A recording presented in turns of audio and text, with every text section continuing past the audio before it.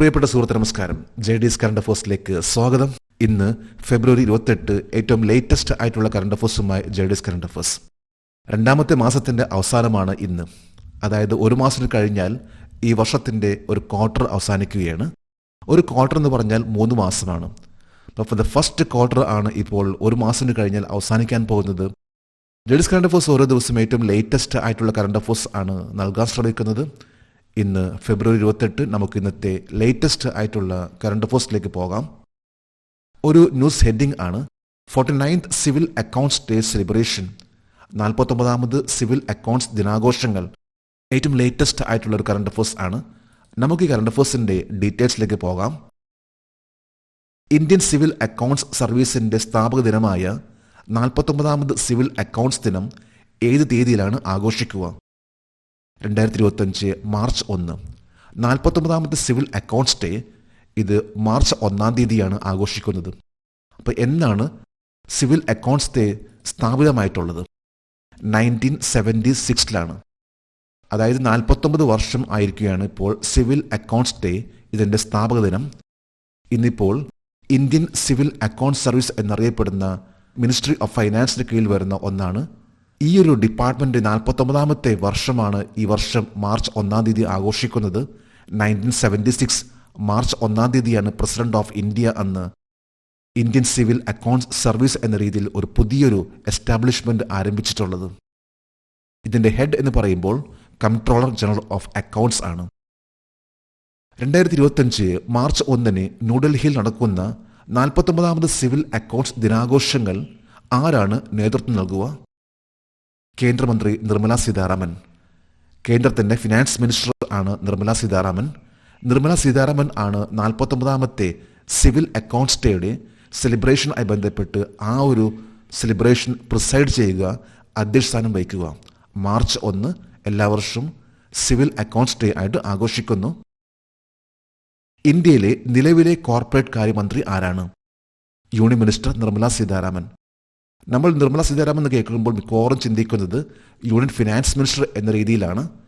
എന്നാൽ മറ്റൊരു പോർട്ട്ഫോളിയോ കൂടി, മറ്റൊരു സ്ഥാനം കൂടിയുണ്ട് നിർമ്മല സീതാരാമന്. അത് കോർപ്പറേറ്റ് അഫയേഴ്സ് മിനിസ്റ്റർ കൂടിയാണ്. അപ്പം Nirmala Sitharaman union minister for finance, അതോടൊപ്പം തന്നെ കോർപ്പറേറ്റ് അഫയേഴ്സിന്റെ മിനിസ്റ്റർ കൂടിയാണ്. Digitalisation of public finance management in India the transformative decade 2014-24 ഏത് ദിവസമാണ് പുറത്തിറക്കുക? 49ാമത്തെ civil accounts day.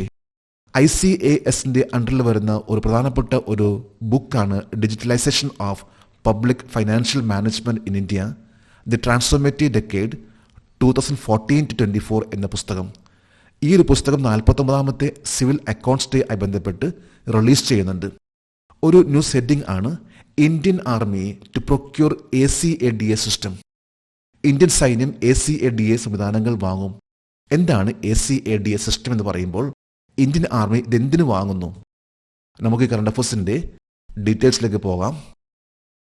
223 automatic chemical agent detection and alarm സിസ്റ്റങ്ങൾ വാങ്ങുന്നതിനായി ഫെബ്രുവരി 25 ഏത് പ്രതിരോധ സേനയാണ് കരാറിൽ ഒപ്പുവെച്ചത്? Indian army. ഇന്ത്യൻ ആർമി വാങ്ങാൻ പോകുന്ന ഒരു സിസ്റ്റമാണ് automatic chemical agent detection and alarm, ACADA system. 223 systems ആണ് ഇന്ത്യൻ ആർമി ഡിഫൻസുമായി ബന്ധപ്പെട്ട് ഈ ഒരു കരാറിൽ ഒപ്പുവെച്ചിട്ടുള്ളത്. ഇന്ത്യൻ സൈന്യത്തിന് automatic chemical agent detection alarm system ഏത് കമ്പനിയാണ് വിതരണം ചെയ്യുക? L&T limited. ഇന്ത്യയിലെ വളരെ എസ്റ്റാബ്ലിഷ്ഡ് ആയിട്ടുള്ള ഒരു ഡിഫൻസ് മേഖലയുമായി ബന്ധപ്പെട്ട് പ്രൊഡക്ഷൻ നടത്തുന്ന ഒരു കമ്പനിയാണ് L&T. L&Tക്ക് ഡിഫൻസുമായി ബന്ധപ്പെട്ടും അതുപോലെ തന്നെ നേവിയുടെ കപ്പലുകളും പുറത്തിറക്കുന്ന ഒരു കമ്പനിയാണ് L&T. L&T ആണിപ്പോൾ ഇന്ത്യൻ ആർമിക്ക് വേണ്ടി 223 automatic chemical agent detection and alarm system ഇത് സപ്ലൈ ചെയ്യാൻ പോകുന്നത്. കെമിക്കൽ, ബയോളജിക്കൽ, റേഡിയോളജിക്കൽ, ന്യൂക്ലിയർ പ്രതിരോധ ശേഷിയെ വർദ്ധിപ്പിക്കുന്നതിനായി ഇന്ത്യൻ സൈന്യം ഏത് സംവിധാനമാണ് വാങ്ങുന്നത്? Automatic chemical agent detection and alarm system. അതായത് ഇനി വരാൻ പോകുന്ന യുദ്ധങ്ങൾ ഒരുപക്ഷെ കെമിക്കൽ, ബയോളജിക്കൽ അല്ലെങ്കിൽ റേഡിയോളജിക്കൽ, ന്യൂക്ലിയർ ബന്ധപ്പെട്ട യുദ്ധങ്ങൾ വരാൻ സാധ്യതയുണ്ട്. അതിന് മുന്നോടിയായിട്ട് ഇന്ത്യൻ ആർമി വാങ്ങുന്ന അതേപോലെ തന്നെ എല്ലാം സപ്ലൈ ചെയ്യുന്ന ഒരു സിസ്റ്റം ആണ് ACADA എന്ന് പറയുന്ന സിസ്റ്റം. അതായത് automatic chemical agent detection and alarm. കെമിക്കലായി ബന്ധപ്പെട്ട് എന്തെങ്കിലും സംഭവങ്ങൾ ഉണ്ടായിക്കഴിഞ്ഞാൽ അതിനെ കണ്ടുപിടിക്കും, അതിന് അലാറം അതായത് അറിയിക്കുകയും ചെയ്യുന്ന ഒരു സിസ്റ്റമാണ് ACADA. രാസയുദ്ധ ഏജന്റുമാരെയും വ്യാവസായിക രാസ വസ്തുക്കളെയും കണ്ടെത്തുന്നതിനായി ഗോളിയാറിലെ DRD വികസിപ്പിച്ചെടുത്ത സംവിധാനം ഏതാണ്? ACADA system. അതായത് DRDA ഗോളിയർ ആണ് ഇത് വികസിപ്പിച്ചിട്ടുള്ളത്. DRDE എന്ന് പറഞ്ഞാൽ ഡിഫൻസ് റിസർച്ച് ഡെവലപ്മെന്റ് എസ്റ്റാബ്ലിഷ്മെന്റ്. ഇത് DRDയുടെ അണ്ടറിൽ വരുന്ന ഒരു ഡിപ്പാർട്ട്മെന്റ് ആണ്. ഈ ഒരു ഡിപ്പാർട്ട്മെന്റ് ആണ് ACADA സിസ്റ്റം ഇത് കണ്ടുപിടിച്ചിട്ടുള്ളതും അത് വികസിപ്പിച്ചെടുത്തിട്ടുള്ളതും. ഇത് കെമിക്കലായി ബന്ധപ്പെട്ട എന്തെങ്കിലും പ്രശ്നങ്ങൾ ഉണ്ടായിക്കഴിഞ്ഞാൽ അതിനെ കണ്ടുപിടിക്കുക എന്നതാണ് ACADA സിസ്റ്റത്തിന്റെ മെയിൻ ലക്ഷ്യം. ഇത് ഡിഫൻസായി ബന്ധപ്പെട്ട ഒരു കറണ്ട് അഫയേഴ്സ് ആണ്. അടുത്തൊരു ഹെഡിംഗ് ആണ് prime minister to participate in Jahan-e-Khusrau 2025. Jahan-e-Khusrau 2025 പ്രധാനമന്ത്രി പങ്കെടുക്കും. ജഹാൻ-ഇ-ഖുസ്രോ എന്നാൽ എന്താണ്, ഇതിന്റെ പ്രാധാന്യം എന്താണ്, എന്നാണ് പ്രൈം മിനിസ്റ്റർ നരേന്ദ്രമോദി ജഹാൻ-ഇ-ഖുസ്രോ എന്ന ഈ പ്രോഗ്രാമിൽ പങ്കെടുക്കുക? നമുക്ക് ഈ കറണ്ട് അഫയേഴ്സിന്റെ ഡീറ്റെയിൽസിലേക്ക് പോകാം. ജഹാൻ-ഇ-ഖുസ്രോ 2025 ഏത് സംഗീതോത്സവവുമായി ബന്ധപ്പെട്ടിരിക്കുന്നു? സൂഫി അന്താരാഷ്ട്ര സംഗീതോത്സവം. അപ്പോൾ സൂഫി എന്ന ഒരു ഇന്റർനാഷണൽ മ്യൂസിക് ഫെസ്റ്റിവൽ, ഇതുമായി ബന്ധപ്പെട്ട ഒന്നാണ് ജഹാൻ-ഇ-ഖുസ്രോ 2025. ഇതൊരു സംഗീതോത്സവമാണ്. ഇതുമായി ബന്ധപ്പെട്ടാണ് ഇന്ത്യൻ പ്രൈം മിനിസ്റ്റർ നരേന്ദ്രമോദി പങ്കെടുക്കാൻ പോകുന്നത്. ഏത് വ്യക്തിയുടെ പാരമ്പര്യത്തെ ആഘോഷിക്കുന്നതിനായി 2025 ഫെബ്രുവരി 28 ന്യൂഡൽഹിയിൽ സൂഫി സംഗീതോത്സവം സംഘടിപ്പിക്കുന്നു? അമീർ ഖുസ്രോ. ഫെബ്രുവരി 28 അതായത് ഇന്നാണ് സൂഫി ഇന്റർനാഷണൽ മ്യൂസിക് ഫെസ്റ്റിവൽ. ഇതാണ് ഇന്ത്യൻ പ്രൈം മിനിസ്റ്റർ നരേന്ദ്രമോദി പങ്കെടുക്കുകയും ആ പരിപാടി ഉദ്ഘാടനം ചെയ്യുകയും ചെയ്യുന്നത്. ഇത് നടക്കാൻ പോകുന്നത് ന്യൂഡൽഹിയിലാണ്.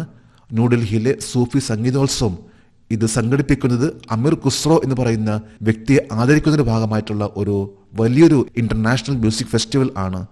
നിരവധി രാജ്യങ്ങളിൽ നിന്ന് വ്യക്തികൾ പങ്കെടുക്കുന്ന ഒരു വലിയൊരു മ്യൂസിക് ഫെസ്റ്റിവൽ ആണ് സൂഫി ഇന്റർനാഷണൽ മ്യൂസിക് ഫെസ്റ്റിവൽ. സിത്താറും തബലയും കണ്ടുപിടിച്ച ഡൽഹി സുൽത്താനത്ത് കാലഘട്ടത്തിലെ മഹാകവിയും സംഗീതജ്ഞനുമായ അദ്ദേഹത്തിന്റെ പേരെന്താണ്? അമീർ ഖുസ്രോ. അപ്പം നമുക്ക് ഏതാണ്ട് ഒരു ഐഡിയ കിട്ടി കഴിഞ്ഞിരിക്കുന്നു. അമീർ ഖുസ്രോ എന്ന വ്യക്തി, അദ്ദേഹമാണ് സിത്താർ അതേപോലെ തന്നെ തബല കണ്ടുപിടിച്ച വ്യക്തി. ഇദ്ദേഹം ഡൽഹി സുൽത്താനേറ്റ്, അതായത് ഏതാണ്ട് 13ാം നൂറ്റാണ്ടിൽ ഉണ്ടായിരുന്ന ഡൽഹി സുൽത്താനേറ്റ്, ആ സമയങ്ങളിൽ ഉണ്ടായിട്ടുള്ള വ്യക്തിയാണ് അമീർ ഖുസ്രോ. അദ്ദേഹം ഒരു മഹാകവിയും സംഗീതജ്ഞനുമായിരുന്നു.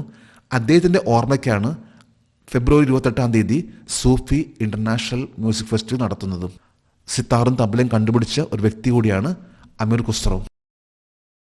ഇന്ത്യയുടെ തത്ത എന്നർത്ഥം വരുന്ന ടൂട്ടി-ഇ-ഹിന്ദ് എന്ന പദവി അമീർ ഖുസ്രോവിന് ആരാണ് നൽകിയത്? അലാവുദ്ദീൻ ഖിൽജി. അതായത് അമീർ ഖുസ്രോ അദ്ദേഹത്തിന് ടൂട്ടി-ഇ-ഹിന്ദ് എന്ന ആ ഒരു ടൈറ്റിൽ നൽകിയിട്ടുള്ളത് അലാവുദ്ദീൻ ഖിൽജിയാണ്. അതായത് പാരറ്റ് ഓഫ് ഇന്ത്യ എന്നാണ് ഇതുകൊണ്ട് ഉദ്ദേശിക്കുന്നത്. അദ്ദേഹത്തിന്റെ ഓർമ്മയ്ക്കായിട്ടാണ് ഇന്ന് February 28 Sufi international music festival ന്യൂഡൽഹിയിൽ നടത്തുന്നത്. ഒരു ന്യൂസ് ഹെഡിംഗ് ആണ് over 16,000 train operated for the devotees to Mahakumbh. മഹാകുംഭത്തിന് ഭക്തർക്കായി 16,000-ലധികം ട്രെയിനുകൾ സർവീസ് നടത്തി. ഇതൊരു ന്യൂസ് ഹെഡിംഗ് ആണിത്. മഹാകുംഭമേളയെ ബന്ധപ്പെട്ട ഒരു ന്യൂസ് ഹെഡിംഗ് ആണ്. നമുക്ക് ഈ കറണ്ട് അഫയേഴ്സിന്റെ ഡീറ്റെയിൽസിലേക്ക് പോകാം.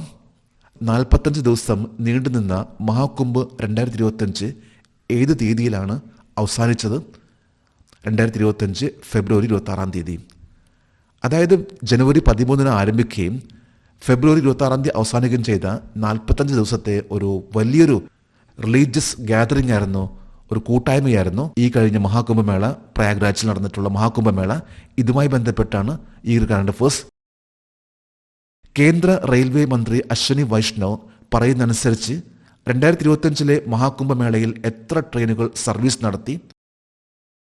16,000-ലധികം ട്രെയിനുകൾ, 16,000 ആൻഡ് മോർ.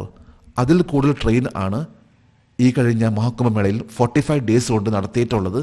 13,000-ലധികം ട്രെയിൻ ആണ് ഇന്ത്യൻ റെയിൽവേ പ്ലാൻ ചെയ്തത്. എന്നാൽ തിരക്ക് കാരണം ഏതാണ്ട് 61 കോടി ജനങ്ങളാണ് മഹാകുംഭമേളയെ ബന്ധപ്പെട്ട് പ്രയാഗ്രാജിൽ എത്തിയിട്ടുള്ളതും അതിൽ ഏതാണ്ട് 1 കോടി ജനങ്ങളാണ് അമൃത്സർ നടത്തിയിട്ടുള്ളതും. റെയിൽവേ മന്ത്രി അശ്വിനി വൈഷ്ണവ് പറയുന്നതനുസരിച്ച് 2025 മഹാകുംഭമേളയ്ക്ക് എത്ര യാത്രക്കാർ സംഗമത്തിലേക്കുള്ള ട്രെയിൻ സർവീസ് ഉപയോഗിച്ചു? ഏകദേശം 4 മുതൽ 5 കോടി വരെ ഭക്തർ. ട്രെയിൻ സർവീസ് 16,000 ആയിരുന്നു. ഫെബ്രുവരി 26 വരെ നീണ്ടു നിന്നിട്ടുള്ള ഒരു വലിയൊരു ആഘോഷമായിരുന്നു, വലിയൊരു ജനസമുദ്രത്തിൻ്റെ ഒരു മഹാമേളയായിരുന്നു മഹാകുംഭമേള 2025. 12 വർഷത്തിന് ശേഷം വന്നിട്ടുള്ള ഈ ഒരു മേളയിലാണ് ഏതാണ്ട് 61 crore ജനങ്ങൾ പങ്കെടുത്തത്. ഒരു ന്യൂസ് ഹെഡിംഗ് ആണ് ഫ്രെഡറിക് മേഴ്സ് അസെൻസ് ആറ്റ് ജർമ്മനി ന്യൂസ് ചാൻസലർ. ഇന്റർനാഷണൽ ലെവലിലെ ഒരു ന്യൂസ് ആണ്. നമുക്ക് ഈ കറണ്ട് അഫയേഴ്സിൻ്റെ ഡീറ്റെയിൽസിലേക്ക് പോകാം. ജർമ്മനിയുടെ അടുത്ത ചാൻസലർ ആരായിരിക്കും? Frederick Merz. ജർമ്മനി രാജ്യത്തിൻ്റെ അടുത്ത ചാൻസലർ ആണ് ഫ്രെഡറിക് മേഴ്സ്. ബെൻഡസ്ടാഗിലെ 630 അംഗങ്ങളെ തിരഞ്ഞെടുക്കാൻ ജർമ്മനിയിൽ നടന്ന ഫെഡറൽ തിരഞ്ഞെടുപ്പിൽ ഭൂരിപക്ഷം നേടിയ പാർട്ടി ഏതാണ്? ക്രിസ്ത്യൻ ഡെമോക്രാറ്റിക് യൂണിയനും ക്രിസ്ത്യൻ സോഷ്യൽ യൂണിയനും, അതായത് CDU CSU അലയൻസ്. ഈ രണ്ട് സഖ്യമാണ് 21ാമത്തെ ബുണ്ടസ്ടാഗ് എന്ന ജർമ്മനിയുടെ പാർലമെന്റ് പറയുന്ന പേരാണ് ബുണ്ടസ്ടാഗ്. 21ാമത്തെ ബുണ്ടസ്ടാഗിന് വേണ്ടിയുള്ള ഇലക്ഷൻ ആയിരുന്നു. 630 മെമ്പേഴ്സ് അടങ്ങുന്ന ജർമ്മൻ പാർലമെന്റ് ആണ് ബുണ്ടസ്ടാഗ്. ഇതിലേക്കുള്ള ഇലക്ഷൻ ആയിരുന്നു ഫെഡറൽ ഇലക്ഷൻ നടന്നിട്ടുള്ളതും. ഇതിലാണ് ക്രിസ്ത്യൻ ഡെമോക്രാറ്റിക് യൂണിയനും ക്രിസ്ത്യൻ സോഷ്യൽ യൂണിയൻ എന്നീ രണ്ട് പാർട്ടികളുടെ അസഖ്യം. ഇതിലൂടെ തന്നെയാണ് ഫ്രെഡറിക് മേഴ്സ് എന്ന് പറയുന്ന അദ്ദേഹം ജർമ്മനിയുടെ പുതിയ ചാൻസലർ ആകാൻ പോകുന്നത്. അതായത് വളരെ പവർഫുൾ ആയിട്ടുള്ള ജർമ്മനിയുടെ ഏറ്റവും ടോപ്പ് ലെവൽ വരുന്ന ഒരു പോസ്റ്റ് ആണ്, അതായത് വ്യക്തിയാണ്, ലീഡറാണ് ഫ്രെഡറിക് മേഴ്സ് എന്ന് പറയുന്ന വ്യക്തി. CDU CSU സഖ്യം എത്ര സീറ്റുകൾ നേടി? 208 സീറ്റുകൾ. ബുണ്ടസ്ടാഗ് എന്ന് പറയുന്ന പാർലമെന്റ് ഇലക്ഷനിലേക്ക് 630 മെമ്പേഴ്സ്. ഇതിൽ 208 സീറ്റ് ആണ് CDU CSU അലയൻസിന് ലഭിച്ചിട്ടുള്ളത്. 2025 ഫെഡറൽ തിരഞ്ഞെടുപ്പിൽ 152 സീറ്റുകളുമായി രണ്ടാമത്തെ ഏത് പാർട്ടിയാണ് നേടിയത്? ആലിസ് വീഡലിന്റെ നേതൃത്വത്തിലുള്ള ജർമ്മനിക് ബദൽ എന്ന പാർട്ടി. AFD എന്നറിയപ്പെടുന്ന ഓൾട്ടർനേറ്റ് ഫോർ ജർമ്മനി എന്നറിയപ്പെടുന്ന ആ പാർട്ടിയാണ്. ആലിസ് വീഡലിന്റെ ലീഡർഷിപ്പിൽ വന്നിട്ടുള്ള പാർട്ടിയാണ് 152 സീറ്റ് നേടിയിട്ടുള്ളത്. നാസയുമായി ബന്ധപ്പെട്ട ഒരു കറണ്ട് അഫയേഴ്സ് ആണ്. NASA is preparing for the PUNCH mission. PUNCH ദൗത്യത്തിനായി നാസ തയ്യാറെടുക്കുന്നു. പഞ്ച് മിഷൻ എന്ന് പറയുമ്പോൾ അത് നാസയെ ബന്ധപ്പെട്ട ഒരു മിഷൻ ആണ്. നമുക്ക് ഈ കറണ്ട് അഫയേഴ്സിന്റെ ഡീറ്റെയിൽസിലേക്ക് പോകാം. കൊറോണയെയും ഹീലിയോസ്പിയറിനെയും ഏകീകരിക്കാൻ പൊളാരിമീറ്റർ പഞ്ച് ദൗത്യം ആരംഭിക്കാൻ ഏത് ബഹിരാകാശ ഏജൻസിയാണ് തയ്യാറെടുക്കുന്നത്? നാസ. പഞ്ച് എന്ന് പറഞ്ഞാൽ polarimeter to unify the corona and heliosphere. ഇതുമായി ബന്ധപ്പെട്ട ഒരു മിഷൻ ആണ് പഞ്ച് മിഷൻ. പഞ്ച് മിഷൻ ഇത് നാസയുടെ ഒരു പുതിയ ദൗത്യമാണ്. പഞ്ച് ദൗത്യത്തിന്റെ ലക്ഷ്യം എന്താണ്? സൂര്യന്റെ അന്തരീക്ഷത്തെയും സൗരവാദത്തെയും കുറിച്ച് പഠിക്കാൻ. സൺഡേ അറ്റ്മോസ്ഫിയർ, അന്തരീക്ഷം, അതേപോലെ തന്നെ സോളാർ വിൻഡിനെ കുറിച്ച് പഠിക്കുന്നതിന് വേണ്ടിയാണ് പഞ്ച് മിഷൻ. കൂടാതെ തന്നെ നിരവധി എക്സ്പെരിമെന്റ്സ് ആണ് പഞ്ച് മിഷൻ നടത്താൻ പോകുന്നത്. ഇതിന്റെ കൃത്യമായിട്ടുള്ള ലോഞ്ച് ഡേറ്റ് നാസ അറിയിച്ചിട്ടില്ല. പഞ്ച് മിഷൻ എന്ന് പറയുമ്പോൾ അത് നാസയുടെ സൺ ആയി ബന്ധപ്പെട്ടും സൺഡേ അറ്റ്മോസ്ഫിയർ അതുപോലെ തന്നെ സോളാർ വിൻഡ് ആയി ബന്ധപ്പെട്ടും ആ സോളാർ വിൻഡ് എങ്ങനെയാണ് ഭൂമിയിലെത്തുമ്പോൾ ഭൂമിയുടെ കാലാവസ്ഥ അത് മാറുന്നതും ഇതിനെക്കുറിച്ചുള്ള ഒന്നാണ് ഈ പറയുന്ന പഞ്ച് മിഷൻ എന്ന് പറയുന്ന മിഷൻ നാസ ഒരുക്കിക്കൊണ്ടിരിക്കുന്നത്. നമ്മളിന്ന് 21 കറണ്ട് അഫയേഴ്സും അതുമായി ബന്ധപ്പെട്ട ജനറൽ നോളജ് ആണ് ഇവിടെ അപ്ഡേറ്റ് ചെയ്തിട്ടുള്ളത്. ജഡ്സ് കറണ്ട് അഫയേഴ്സിൻ്റെ ഇന്നത്തെ ഈ വീഡിയോ കണ്ടിട്ട് ഇഷ്ടപ്പെട്ടെങ്കിൽ ഈ ചാനൽ സബ്സ്ക്രൈബ് ചെയ്യാനും ഷെയർ ചെയ്യാനും മറക്കരുത്. നമുക്ക് നാളെ വീണ്ടും പുതിയ കറണ്ട് അഫയേഴ്സുമായിട്ട് കാണാം. Thank you very much.